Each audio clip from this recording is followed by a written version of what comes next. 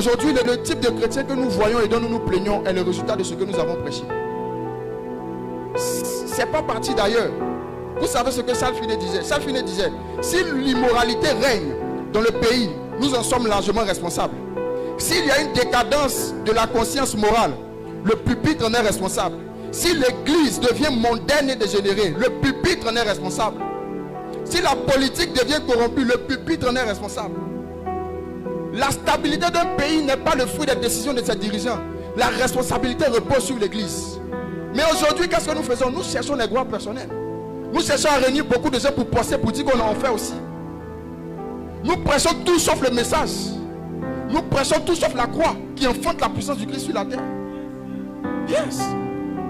Aujourd'hui, on est devenus tous des coachs en amour. On est devenus tous des coachs en amour. C'est-à-dire on a remplacé l'évangile par l'évangile de l'amour.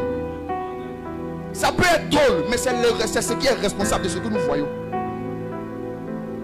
Que les prédicateurs abandonnent les messages qui sont inutiles au royaume et retournent au message de la croix. Yes. C'est ça la clé.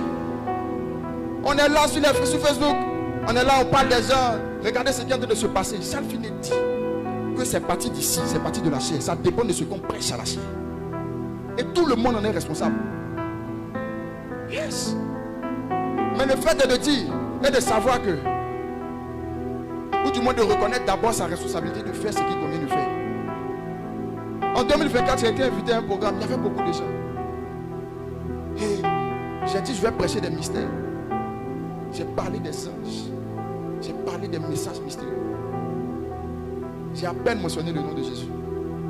Quand je suis rentré à la maison, j'ai senti une tristesse pendant 2 jours, 3 jours. J'ai demandé à l'esprit, qu'est-ce qui se passe au juste? Il dit, tu as eu l'opportunité de parler de moi. Tu as eu l'opportunité de parler à plus de 300 personnes, mais tu n'as même pas mentionné mon nom. Je me suis senti sale. Je me suis senti mal. Et à la suite de ça, il m'a dit, soigne ton enseignement. Il m'a dit, Aurel, soigne ton enseignement. Il est temps que nous soignions nos enseignements. Parce que c'est la doctrine qui bâtit d'abord les disciples. C'est ce que les gens entendent qu'ils deviennent. C'est ce que les gens entendent qu'ils deviennent.